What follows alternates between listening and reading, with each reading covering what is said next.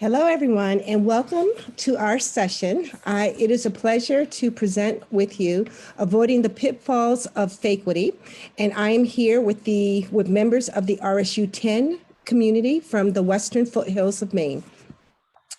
In terms of our presenters today, we're not going to introduce ourselves. That will come out during the panel discussion, but I did want to call out their names and they can just give a high five.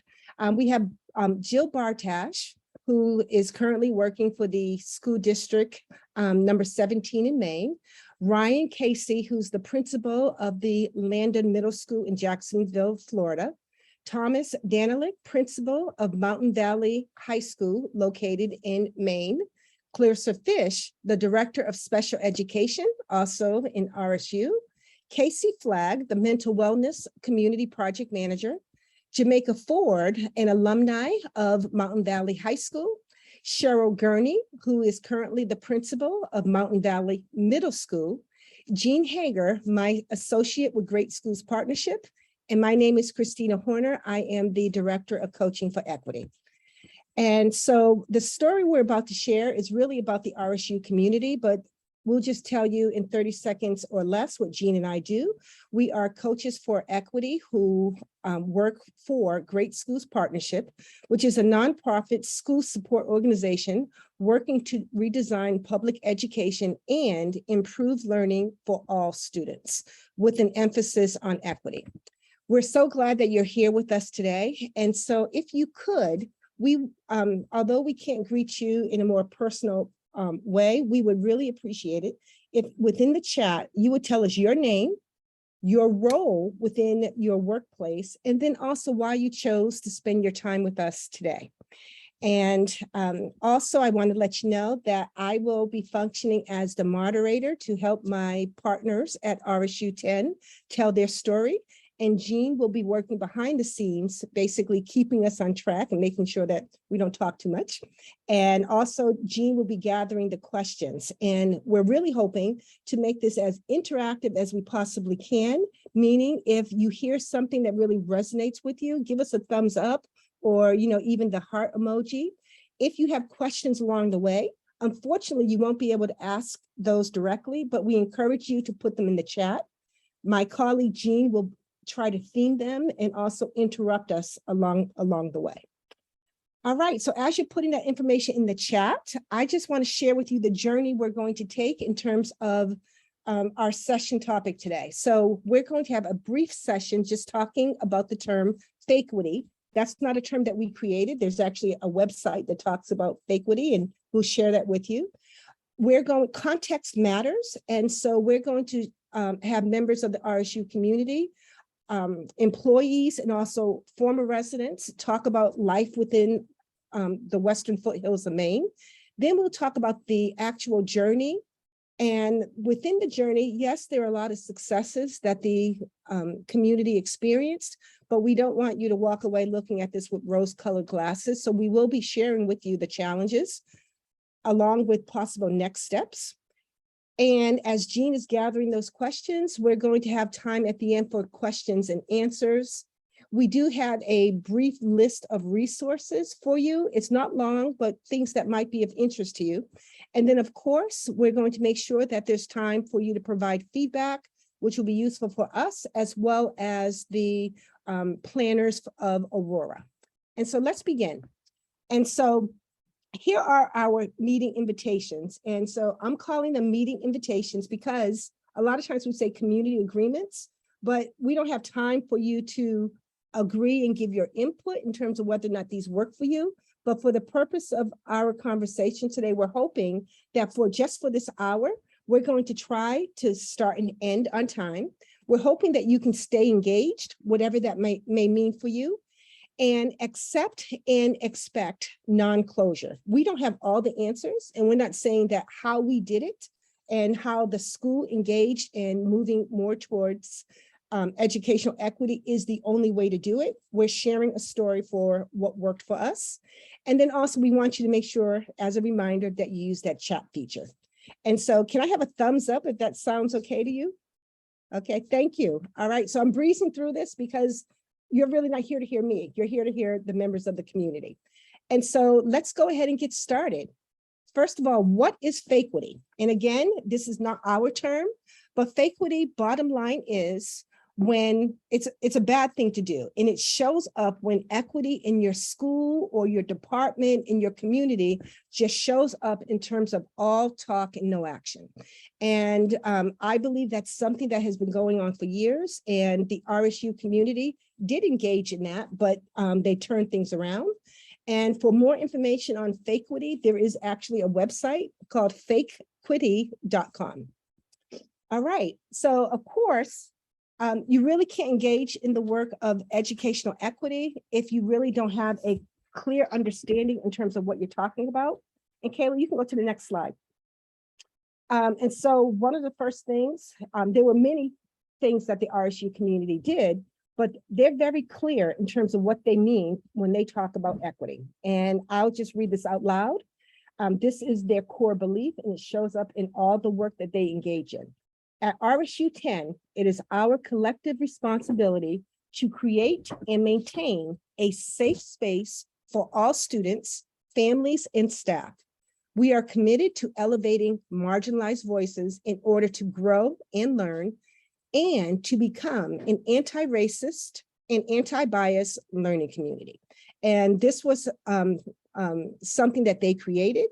And we'll tell you more about that process, but we always start off any sessions that we engage in terms of just a reminder, when we're talking about when RSU 10 is talking about equity, this is what we mean.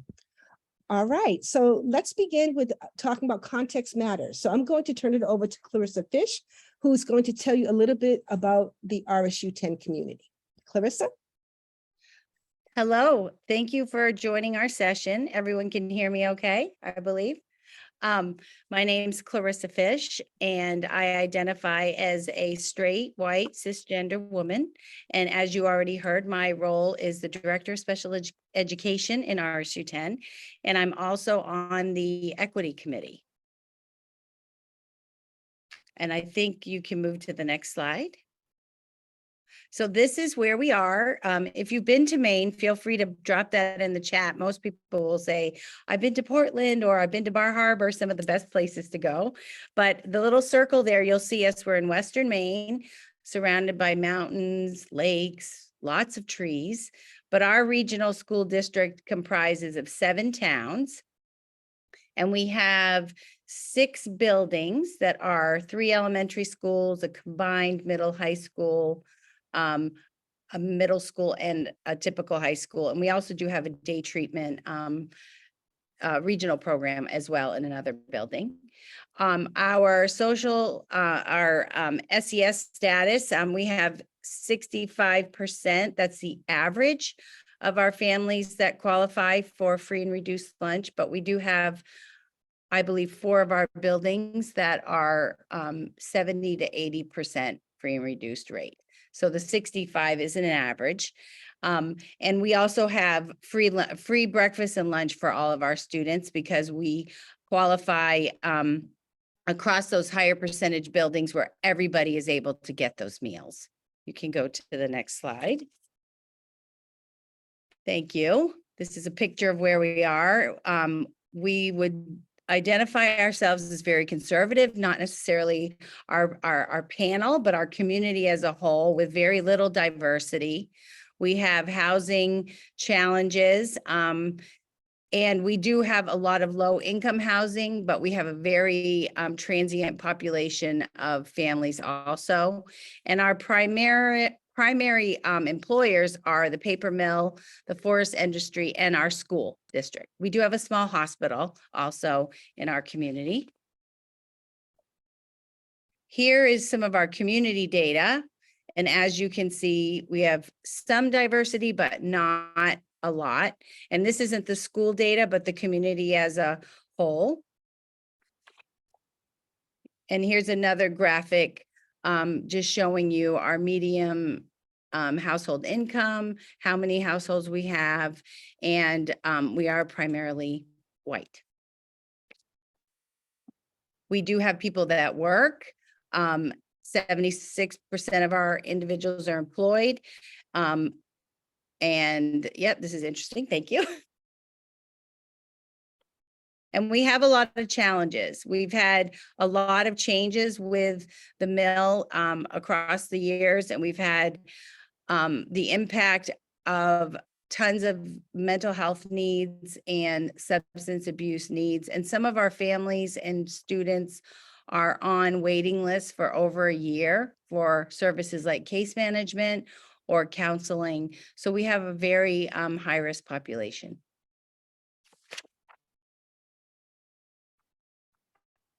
And I think that's who we are. We think it's important that you understand where we come from, and thank you.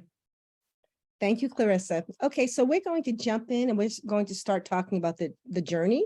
And so the journey, we felt it begins with with the students. And you'll notice early in the slide, in terms of the RSU equity statement, they're front and center, they talk about race. And so even as a predominantly white community, that was important. So I'm going to turn it over to Ryan Kasey right now, who grew up within the RSU 10 community. And he's going to talk about what his experience was like as someone who grew up there. And so Ryan, you're up. Hi, everybody. I'm Ryan Kasey. I am the current principal at Julia Landon College Prep in Jacksonville, Florida. For the 17 years prior to this year, I was the principal at Mountain Valley Middle School. The background, the story that I kind of represent in this journey is I was a young man in Mexico, the school across the river from the big city of Rumford. And things happened in my family, and we hopefully my recording's going okay. I was having some trouble with my internet. My family went through some tough times, and I found myself to inevitably be part of a mill town community that is considered poor and has very low resources. And so I grew up in town having to rely on the community itself and the leaders, and in my case, mostly the coaches and teachers of our community and some of my friends, to kind of keep me on the straight and narrow, give me hope, help me to understand my value and to see that I was worthy of lots of good things happening to me, but always feeling as though I related more to the children of our community that were poor. Fast forward to high school and having a lot of successes, RSU 10 comes together, we become Mountain Valley High School, and we have these amazing athletic successes. Our community still moved towards a more poor, considered a more poor community as the thriving mill business starts to transition and change. And so as a young man, it's really clear to me that I have these great role models and coaches and educators who see something in me that I can't see in myself. I go off to college and I'm going to be, and the reason I'm going to be in education is because I'm going to take care of those people that can't take care of themselves. And so I come right straight back to Rumford. I start teaching and coaching and inevitably become an administrator. And I land on the platform of I'm going to help what I grew up seeing as the diversity of our community, which was kids who have and kids who have not. I didn't know many people of multi-races. I didn't have a lot of Black friends. I had no Black colleagues. I just knew that people either were poor or not poor. And so I spent my first several years in administration fighting for children who didn't have things, that were poor, and made sure every system that we had in place took care of every kid. And quickly, within the first 6 or 7 years of my career, even though it was 1 or 2% of our children that didn't look like me, I realized that our systems, even though I would defend and take care of all kids, I really didn't know what I didn't know, and I didn't know the lack of things within our systems. So for my story, for what I can say is Mountain Valley Middle School decided our vision and mission was a safe place where all students will learn. And we quickly realized that we needed to learn how to be okay for children who weren't white in a school that had all white educators. and 95% white kids. It was an exciting time, lots of mistakes, lots of challenges, such a personal challenge for me because I identified as somebody who was not privileged, didn't have anything good going other than the fact that I had some great coaches. Quickly realized something that didn't cause me a lot of stress in my life was my skin color. And so I used that realization to try to move Mountain Valley Middle School with the help of so many great adults and so many great community members. And when I left that school, I was super proud of hear from it. And you'll hear from students that didn't have that when they were there. And personally, today, the learning that I did as a young man, trying to become for children in my school that didn't have the same skin color as I had and everybody else, is helping me to move forward and bring my family to a new community. I'm super excited about it. So I look forward to questions later on, but that's pretty much the story and the role I played in the journey. People heard that, but I'm available to answer any questions as we go forward. Thank you. Now, I'm not sure if it's your internet or mine, but I'm turning my camera off. Can you give me a thumbs up if you can hear me okay? Okay, so I'm going to leave mine off. And so now we're going to turn it over to Jamaica Ford. Jamaica will share with you how she identifies. Jamaica graduated a few years after Ryan did. And Jamaica, is going to share her experience and then also a letter that she wrote that had it was basically the choice point to really make a difference on the entire community. So Jamaica, I'm turning it over to you. Hi, everyone. My name is Jamaica Ford. I identify as a bisexual Jamaican American woman. My pronouns are she, her, and hers. I currently live in Portland, Maine, which is southern Maine. It's like the city of Maine, if you will. But I grew up in Rumford in Mexico, Maine. So I grew up in the Mountain Valley area that we're talking about today. I moved to Maine when I was 3 with my mother, who is white, and my sister, who is half Black, half white, as I am. Growing up in that small town, I had one Black friend, and there were not many people of color. I graduated Mountain Valley High School in 2012, and I experienced a lot. I won't go too much into that because this letter I'm going to read is going to break all of that down. In 2020, I started to help run protests in Portland, Maine after George Floyd was murdered. And on June 10th, I decided to write a letter to my former principal, and I added the vice principal, who is now currently the principal of Mountain Valley High School. So this is the letter that I wrote on June 10th of 2020. Dear Principal Gilbert, I've spent the last week in Portland, Maine, helping run protests and have spoken in front of thousands of people. One of the many reasons I have been speaking up publicly is because of the racist high school experiences that still haunt me to this day. I would like to touch base on a few different memories that occurred at MVHS in case you have forgotten over the years. When a girl from another soccer team called me the N-word on the field and I was benched, I was called down to your office and was told I should apologize to her and that you did not believe that she would call me an N-word. When I came to your office asking for students to stop being able to wear Confederate flag clothing, having trucks hang from their flags, phone cases, etc., I tried to compare my request to how there was a dress code that banned girls from wearing spaghetti straps. You told me there was nothing you could do about the flags. When a student and my best friend was suspended from the basketball team for trying to hit another student after being called the N-word during a basketball practice, I went to your office to speak on behalf of my Black classmate and was told it was none of my business. In the fall of 2009, when I was a freshman, some of the junior class came out in blackface for their hip-hop themed homecoming float.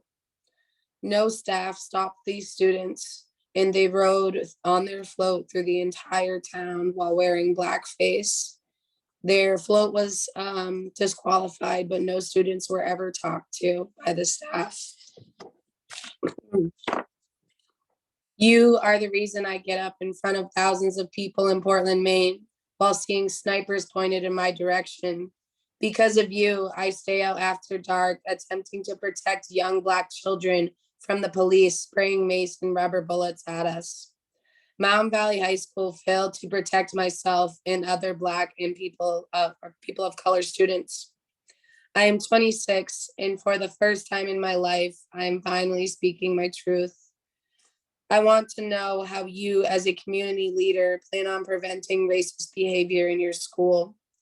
How do you plan on educating your students to avoid future racial slurs and blackface from happening?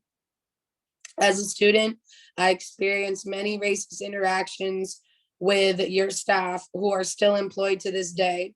How do you plan on creating workshops to stop your staff from this happening? Sincerely, Jamaica. That was the letter I sent in 2020. All right, thank you. So powerful letter. I've heard it before, and each time I hear it, it just kind of tears me apart as a Black woman. I'm going to turn it over to you, Tom, since you were one of the intended recipients. What was the impact that happened? What was the impact on you when you heard that letter or read it? Thank you, Chris. My name is Tom Danylik. I'm the principal at Mountain Valley High School here in Rumford, Maine. At that point of when Jamaica sent her letter, I was the assistant principal. And then during Jamaica's time here at Mountain Valley High School as a student, I was a teacher. And so I knew Jamaica just kind of from being in the hallway, and saying hello, but have gotten to know her obviously a lot better now in the current position that I'm in. But I'll tell you, there's some dates that you never forget, and I'll never forget June 10th, 2020, when that email or that letter came through to Matt Gilbert, who was the principal at that time, and myself. At that time, personally, after George Floyd had been murdered, I unfortunately have fallen into that category of a white man who felt that, as long as I treated everyone fairly, no matter their skin color, that I was doing the right thing. I grew up in a colorblind sort of generation, I think, my age group, I'm in my late 30s at this point. And so I was kind of stuck on that. And after, and unfortunately it took a tragic event like the murder of George Floyd for me to realize that I had a lot of learning to do, a lot of personal growth to do. So I was in the midst of that, and I'll never forget June 10th, 2020 is the height of the beginning of the pandemic. So I'm outside, we're getting ready to set up a drive-through, drive-in graduation for the class of 2020. And I'm pounding signs into the ground so we can put up posters for kids when they drive through. And that email comes through on my phone, and I literally just stopped in my tracks. And I paused what I was doing and I read it. And Matt, the current principal, looked at me and he said, what are you doing? We got to get this done. And I said, Matt, we got to sit down. We've got to read this. You've got to read this, and we've got to have a conversation. And Jamaica's letter was the catalyst behind the important conversations that we had in the upcoming months, and is really the reason that we're here today. And I thanked her for that multiple times, and I can never thank her enough. But it was so hard for Matt and I to accept, I won't speak for Matt. It was so hard for me to accept that a student at Mountain Valley High School had had that experience. It was crystal clear that we were not protecting every kid in this school building. And that was a hard realization for us to have, because as educators, you want to think that you take care of every kid who walks through the door. That's our job, and we want to believe that we did that, but we had to sit down and really take a hard look in the mirror and say, we did not do that. That we've had kids that have come through this school that are of color, that have had incredibly negative experiences, traumatic experiences, and we did not help them. We didn't do what we were supposed to do as people that are here to educate and protect them. So it was a completely eye-opening moment, and again showed us that we had a significant amount of work to do here at the high school. And then that branched out to, well, why are we just talking about the high school? There's some work to do overall in this district. Again, as a school that is 95%, and that's probably I think we're typically more than that, probably more closer to 97, 98% white students, that we've got to concentrate and we've got to help this percentage of 2 or 3% of kids that that are not being taken care of the way that they should here. And so we said, all right, let's talk about that as a district. And so at that point, and hopefully this leads right into Jill, who's going to be up next to talk, but Jill Bartash and I, who was the principal at Rumford Elementary School at the time, decided to have that conversation and figure out how do we move this, how do we have these conversations as a district instead of just school to school. So Jill, I'll turn it over to you at this point. Perfect. Thank you, Tom. My name is Jill Bartash. I identify as a straight, white, cisgender young woman. And Tom is exactly right. It was the conversations that we had that summer that were the line in the sand for me, really similarly, that I had always felt like I promoted equity and was anti-racist, but I didn't really know what that meant until I was called to action. And so my moment that I won't forget is being at our administrative team meeting in the summer of 2020. And we are literally trying to figure out how to open schools or reopen schools in a pandemic. And Tom and I were like dogs on a bone with what are we going to do about equity? And fortunately, we have a central office administration who did recognize the importance of that, and they reached out to colleagues at other districts. And the York School District was one who gave us the idea to partner with Great Schools Partnerships. And I think that was really the next catalyst to keep this work going and make sure that that we could actually do it. So our superintendent asked Tom and I to be co-chairs of the equity committee, and we both said, yeah, sure. And really at that point had no idea what that would look like. So we were fortunate to have a lot of support up front from Chris Horner and Great Schools Partnership. And for me, it gave the confidence to lead this work. I was looking back at some of our agendas from the first meeting and looked at how heavily Chris scaffolded us and made sure that things were going to be productive and a safe place for everyone who showed up. And she really helped foster that initial community. So we sent out an invitation to everyone in our district to attend and join the meetings. And we had an amazing response. Our equity committee included teachers and administrators, ed techs, bus driver custodians, school psychologists, a school board member. It was really a cross-section of our whole district. And initially we had several students who were really involved too. So we all came together in the first meetings. We just set ground rules for what it was going to look like. We defined roles, and Tom and I as chair and co-chair or co-chairs, we said really bluntly that we're here to learn, we're here to participate. We're not just leading this. It's not our way or the highway. And Chris helped us remember that there was one point where our superintendent, who had been joining the meetings, couldn't make it. She said, oh, Thursdays don't work for me anymore. And so we said, okay, I'm sorry you can't be there, but thank you. We didn't change the meeting date because it worked for everyone else. And it was one of those moments that showed equity within our own committee. So we set our ground rules and our roles, and then a partner group, who's an equity committee for our whole community, had sent out a survey about racism in our community. And it was ugly. It was a really eye-opening set of data for me to see personally. But we tackled that as a committee, and we looked at it, we thought about it, and we started making action steps.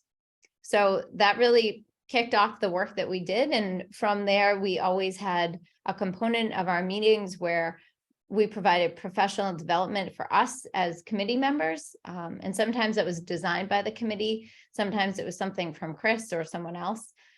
But then there was also a component of doing the work. And I think one of the things that kept us going is that we quickly saw some small wins and really could identify that we were doing the work.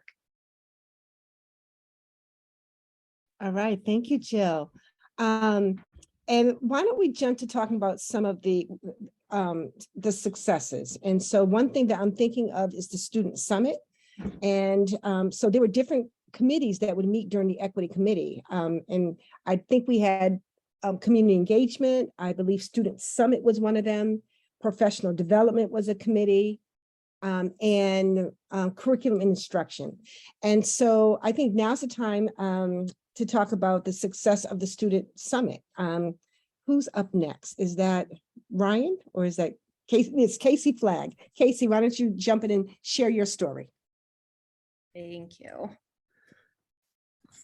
So my name is Kasey Flagg. I'm the mental wellness manager in our district. And I have to just say it, Jill said it perfectly. As we're trying to look at how to get kids back in school successfully, we were taking on something so big. And so in the fall of 2020, we jumped right in and decided we wanted to do a student summit so that we could provide a safe space for students to learn this information along with us. So our first year doing this, we had 12 students participate, and they were all middle school students, which was really interesting. And then our second year, we had 70 students participate. So, and that was a mix of middle school and high school students. So we're doing it again this year. So I'm anxious to see our numbers, and I'm hoping that they'll go up even more. Our topics included learning terms such as equity, equality, race, ethnicity, and many more. We also had sessions on gender identity and expression, racial justice. So we had just a lot of moving parts with this. And I just want to highlight too that last year we were able to have Jamaica come in and speak with our students and be the keynote speaker for this, and it was amazing. And then afterwards, she was able to actually talk with students within the high school and walked around. I believe she had lunch with some students as well. And I know it's not all the things, but it was amazing that she was able to really like go in and have those real conversations with students. And again, just our overarching goal is to support diversity in our community and provide students accurate information. And I feel like this also goes back to our mission statement because the first line of it is a collective responsibility. So I think being able to sit alongside with students, you know, we're learning this information too, and being able to provide them that information, it really just shows that it was a community learning experience. And I think that's all I had. I just had a brief overview. So thank you. Thank you. Thank you very much. And again, you know, even in a predominantly white community, you can't really talk about equity unless you're going to talk about race too. And if you're not having those conversations, it's impossible to move towards anti-racism. So at this point, we talked about the student piece and really making sure creating safe spaces and also educating and learning together. We're going to turn it over now to Cheryl, who's now the principal of Mountain Valley Middle School, who's going to share her perspective in terms of how this impacted professional development. A lot of times, you know, people think, well, if we're not talking about curriculum and instruction, it doesn't matter. You know, it can be a yes and. So Cheryl, I'm turning it over to you. Thank you. So when this committee was first struck, I didn't join the committee, and I regret that I didn't join it at the beginning, but I did help out at the school level with when the professional development was happening. I was the assistant principal at the middle school at that time, and it was the time of Zoom. So there was a lot of background things that had to be happening, slideshows and everything else that had to be developed and worked on, and then all the back part of running the Zoom and things like that, agendas going out to people, making sure that everybody was able to get on them. And I did a lot of that stuff at the beginning. As I became more aware of what I was learning and the depth of the things that I was learning and the change in the ideas that I had, I realized that I really needed to be involved more deeply in this committee.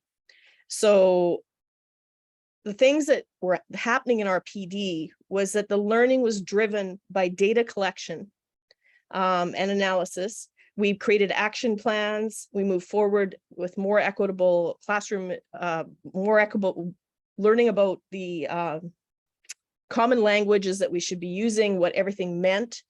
The PD was robust and deliberately planned to take small steps forward. We could veer away from the topics if we discovered in our data collection that staff just wasn't ready for certain things. Some staffs were ready for more than others. We were allowed to have conversations about microaggressions, learning environment, visuals, what it actually looked like that in our classrooms, and we could move forward to take, like I said before, little steps towards the slow integration of the ideas for our staff. There were growing pains because there's always going to be the outliers or different understandings of the concepts that we're teaching, but through the perseverance and discussions, I think we kept making those little steps forward. The PD opened doors to have conversations about race and bias, and the deliberate planning and the adjustments helped to make it a comfortable place for everyone to talk about things. All right. Thank you.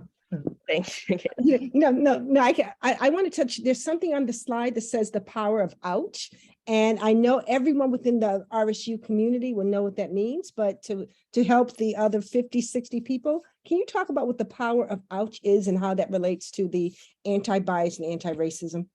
Sure. The power of ouch is it was a strategy that was given to us, and when you say things that maybe your common language or things that you realize when they come out of your mouth that it's not something that should be coming out of your mouth.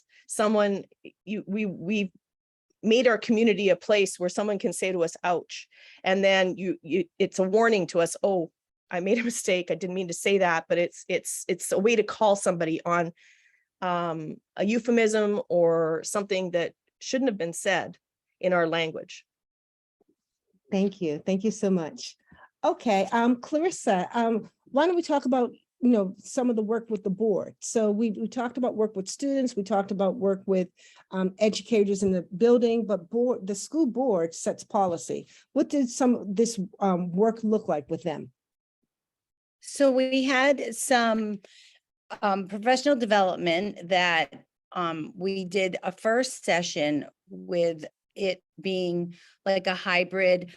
Chris and Jean were virtual and the school board was in person, and that went okay. It wasn't as successful as the second time when Chris came in person.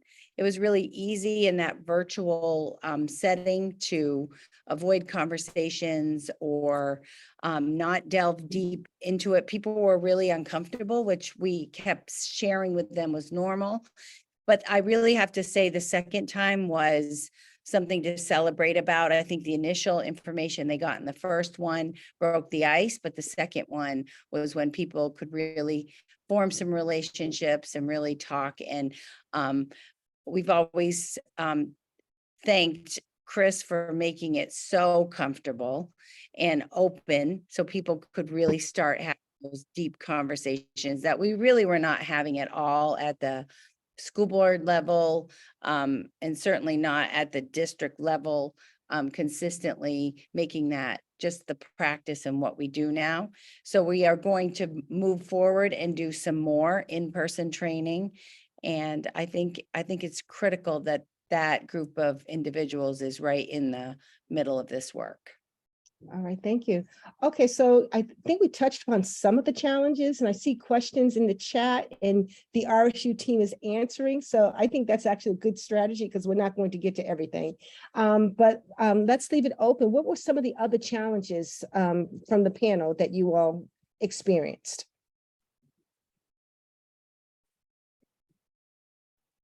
I'll go first, Chris. I think one of it is one of the biggest challenges was, leaning. Chris gave us his term about leaning in when things got difficult, because in the first year, especially, we had some really difficult moments in this district in terms of small groups of people, larger groups of people not seeing the value in what we were trying to do. And instead of shying away from that, we had the difficult conversations with people.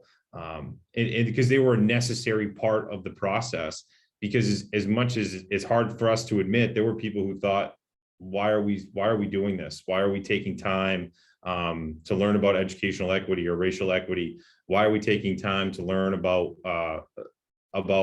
pronouns and gender identity and things like that? And so those were difficult conversations, but we had them because we needed to have them so we can move everybody forward. And one thing extra, and then I'll be quiet, but I wanted to say about the power of ouch is and Jill nailed it, I think, in the chat of it was a pause point in some of the most important conversations I've had over the last 2 years working in administration have come from when somebody has said ouch, because true learning takes place in those moments. And there's times where people kind of take exception to it, but the pause point is a perfect way to look at it of, okay, this happened, we've addressed it. Now let's have a conversation about why is this not an appropriate thing to say. Thank you. I would add a little bit, Chris. I think Tom's right on. Can you guys hear me? Should I turn my camera off? Turn the camera off so that it doesn't break up. Okay. Keep So, yeah. So I would add the other challenge was you have so little diversity in your teaching staff. You probably have a huge diverse knowledge base. So you have people liberal, conservative, you have all these people with their own personal interactions, but not a whole lot of people that have experience working with someone that doesn't look like them. So then one or two, maybe a student of color or a staff member, somebody says something critical, you're so fragile and you're so worried by that insult that you could possibly be racist or do something racist. We had to be so open-minded to allow people to feel that and not block them from feeling it so that they could work through it personally. So lots of the reading, lots of the conversations seemed slow and sometimes didn't even seem, it almost seemed like we were being way too gentle with the conversations and not going fast enough. Just allow people to deal with what they had to deal with at their own pace and rate while we just continued to not stop and continue to lean in, as Tom said. And by having the ouch, the microaggression conversation and the ouch, it didn't really matter where you were on the progression or whether or not you believed in any of it. We didn't allow people, students or staff, to get away with that part. So we had some real solid boundaries, but we also let it be really, let it grow on its own and at the right pace and based on where people were willing to change. Because what we found, at least in our building at the middle school, was if somebody was not interested in this work and didn't believe in it, we weren't going to change their mind with a hammer. We only were going to change their mind through their heart. And slowly but surely we did. And I'm not saying it's 100% at any of the schools we work at. It's not 100% at the school I work at. All over this country, we still know that people are doing the wrong things, but by allowing people to grow and learn from coming from the heart instead of as a hammer or sledgehammer, at least in the educational world, it was beneficial. Sometimes, Cheryl will attest, sometimes we would get overwhelmed and feel bad that we weren't moving fast enough, but we did move. Thank you. Thank you. I want to make sure that this question doesn't get lost as we're talking about challenges. And the question comes from Stella. I would like to hear about what items were done in terms of creating an equitable environment, or what happened after lessons were learned, if anything. Yeah, I can add on to that. I think it goes along with kind of one of our other struggles was that there were some people just waiting it out. Like this is education. This is one more thing and it too will pass. And one of the things we did really well was to have a consistent commitment to making equity work, important work in our district, and giving time for it. So along with that, we tried to make it not always one more thing. So when we were looking at our classroom environments, we tied it into positive behavior intervention supports, PBIS, and the work of the classroom environment that we had been doing already. So we looked at what was up on walls or what wasn't. Anytime that there were pictures that included kids or people, we looked for what do they look like, who's included, who's not included. And then we started looking at that in regards to curriculum, to looking at the books in our classroom libraries, looking at the people shown in our math books and all of those things. And I'm sure that's a checklist that we could share with the group to have as a resource. Yes. Any other, thank you, Jill. Any other challenges that you all can think of that? Chris, can I just add one thing to what Jill said about, what did we do different or what did we add? I think in terms at the high school level, when it came to if we had an incident here that involved race or gender identity or a marginalized group, that we really ramped up our educational piece that went along with that. I think for a long time, it was just consequence, which of course that needs to be tied to it as well. But we also really put a lot of time and energy into, okay, how are we going to educate these students upon their return about what they did or what they said is not correct. So we really put a lot of time and energy into that. But then we also wanted to concentrate on making sure that we met with and checked in with those students who were harmed. In making sure that they had the support that they needed. Unfortunately, if there was an incident here, that we met with them and made sure that they felt supported. Okay. I guess at this point, we've been trying to get to the questions. Some people have answered them within the chat. We can actually open up to questions from the audience. Or Jeannie, have you been collecting questions? Are there any that haven't been covered? Let me check with you first, Jean. Yeah, there's one specific question for Kasey, probably about the Student Summit. And then I would like to open it up to the panel to hear any responses on what's going on in the chat with the ouch and how that lands with people. So if the rest of the panel could look at that. And then Kasey, the question for the Student Summit is, what are, how did you go about selecting the topics? And then what became of that, any potential follow-up? I think you kind of touched on it, but if you could go into more depth. Sure. So the first year we did it, we actually put out a survey to get feedback, and that was really our starting spot. So we looked at what was going on around us, and we also had input from students. And then at the end of our summit that first year, we also did a survey to get feedback, and that was really what helped guide us for the following year. Thank you.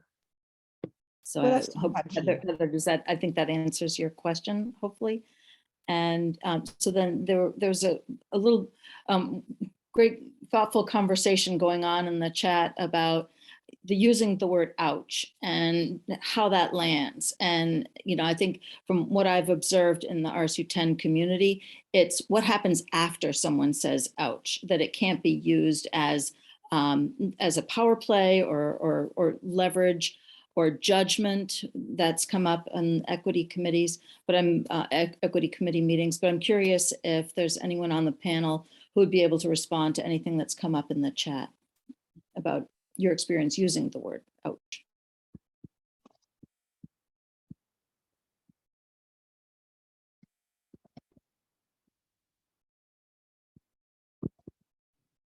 I mean, I'll chime in. I think that ouch is a situational word. It's not a blanket process that we use for everything here. A lot of the times it was used between, if you were in a conversation with a colleague or in a conversation with a group, and a microaggression was used, and that could, because obviously there's a line there of if the language is so abusive and so hurtful that ouch doesn't make any sense. But a lot of those sayings that people have grown up with that they feel like is not offensive, those were the things that we were using ouch for, and then having conversations with people about why they were not acceptable. I think examples of that might be something like, oh, that's so lame, or, oh, I had such a ADHD moment, or something like that. Those are two non racist centered comments, but it gives you the type of example of where we're using it. Okay.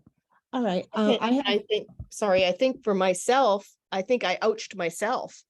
I would say something and I would say, oh, that's an ouch. I shouldn't have said that. I did it before anybody else could say it to me. Exactly. And I want to point out that, you know, the ouch, I see the dialogue going back and forth. It was really about calling it out and calling out in a way so that it was a simple word that folks recognized. One of the things that I saw as a benefit was when the community started adopting the power of the ouch and would call out things at a school board meeting. So if school board meeting members were saying things that were just totally unacceptable to the broader RSU community, those who are on the equity committee, the community started calling it out, and it made for some spirited meetings, but you know, it was just pretty powerful. People really started recognizing how just it was always negative, racist, homophobic, how it was just embedded in the language, and it had to stop. I want to move to the question about history. And so, and I guess that's more of a question for maybe people who were on the professional development or the curriculum and instruction committee. You know, you want to talk about, you know, how is history being taught? Where are we with that? I can touch on that a little bit. I would say that we have a significant amount of work left to do. And that is one area that we have a lot of work left. And in the state of Maine just passed a law this past summer, 1664, about integrating African-American studies into curriculums here in the state of Maine. And so there's some work being done at the state level that will then be, you know, handed down to us in terms of what curriculum we're expected to teach. But I know that just through our conversations here at the high school level, that our history teachers have integrated much more about Black history in this country, especially. And again, that was by no formal request by administration. It was just through these conversations, people realized how important it was. And I've observed 4 or 5 lessons this year where racial equity has just been included within those history lessons. So it's happening naturally, but I think that there will be some more formalized instruction from the state to us in the coming months. All right, thank you. I know there are a few other questions, but we have to do 2 things. I want to share the resources that we have. So Kayla, if you can put those in the chat. Those are just a few items. A few people asked for the ADL checklist. A piece that was missing, in addition to checking for, you know, the visual microaggressions, things that a lot of times people think of microaggressions as being the verbal, but they're also nonverbal. They can be in your environment. So the entire school district took a look at, well, what does it feel like? What does it look like when you walk into this building, and how can we correct it? The district also took, I think there were over $10,000 of money that was allocated to making some of the changes. So it wasn't enough to recognize and respond to them. You know, there was money put behind the action. So that resource is in there. A website for the equity committee is also listed.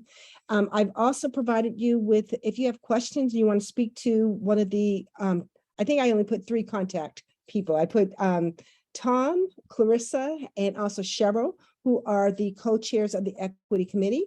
Jean and I are also available for questions if you have any as well.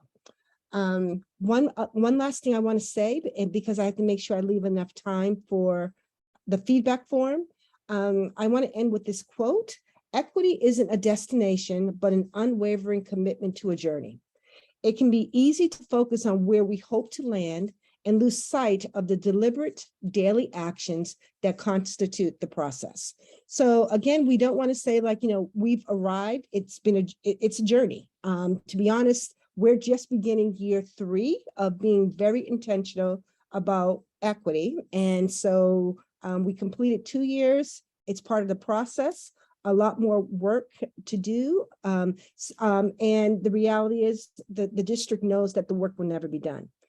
We want to thank you, everyone, for joining us for our session. I want to send a shout out so much for the RSU community. I guess you're always a member of the community, to Jill and also Ryan no longer work for RSU, but they thought it was so important that they wanted to join us as well. And so we really appreciate that. Aurora wants your feedback. And if you can, I think, drop the feedback link inside of the chat. We were instructed to make sure we gave you 5 minutes to fill that out. So if you could please fill that out, they would deeply appreciate it. And again, if you have questions, you can always reach out to us. And we hope that you enjoy the rest of your conference time with Aurora. Thank you.